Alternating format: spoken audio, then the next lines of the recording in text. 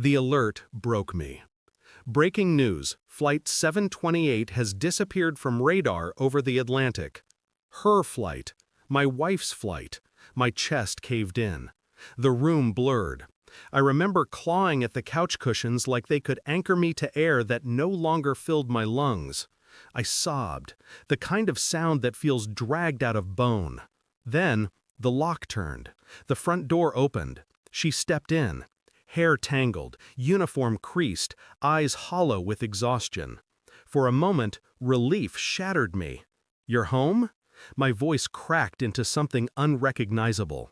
She froze when she saw the TV. Her lips parted. The blood drained from her face. She wasn't supposed to be here. Her flight was supposed to be dawn. And in that silence, my grief twisted into something colder, something heavier. Because I wasn't just seeing my wife. I was seeing a lie walk through my front door.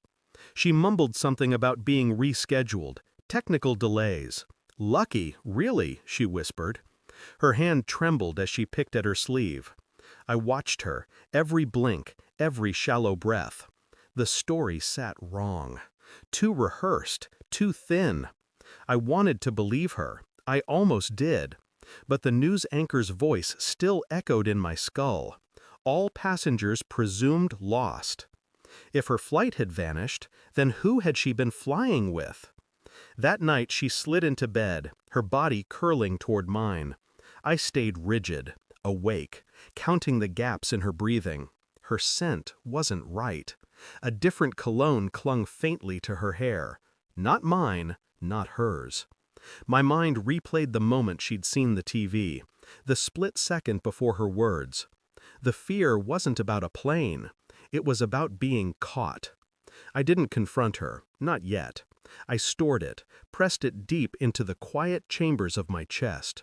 Days passed.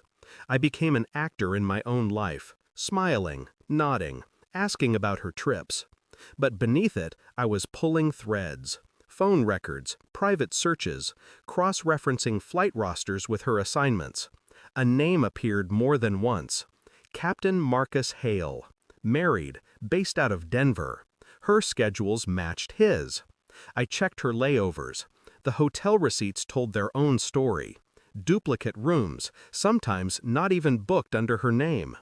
I ordered a DNA kit, telling myself it was for curiosity, for clarity, for the gnawing suspicion that the daughter I'd been raising with steady devotion might not be mine at all. All the while, she kissed me goodbye like nothing was wrong. I kissed her back with ice behind my teeth. Inside, the storm grew sharper. The results came on a Thursday morning. Not mine. 0%. My daughter was his. The floor beneath me seemed to vanish. I didn't rage. I didn't cry. I folded the paper back into its envelope with surgical precision. That night, I set it in front of her at the table.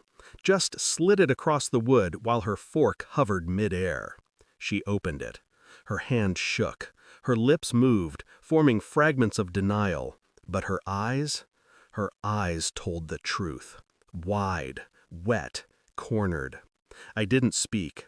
Silence pressed between us, heavier than any scream could have been. She reached for me. I can explain." I pulled my chair back. The scrape against the floor was louder than her voice. I leaned forward just enough for her to hear me. "You were supposed to be dead on that flight." Her breath hitched. She blinked fast, like a child caught in a lie too big to undo. "I know everything," I said. Calm, quiet, final. Her face broke open. Desperation poured out in fragments. Apologies, excuses, pleas. I stood, walked to the bedroom, collected a suitcase I'd already packed. I didn't slam the door when I left. I closed it gently. The click was sharper than any shout could have been. The air outside tasted different, cleaner. Behind me, a life I'd been tricked into playing dissolved like smoke.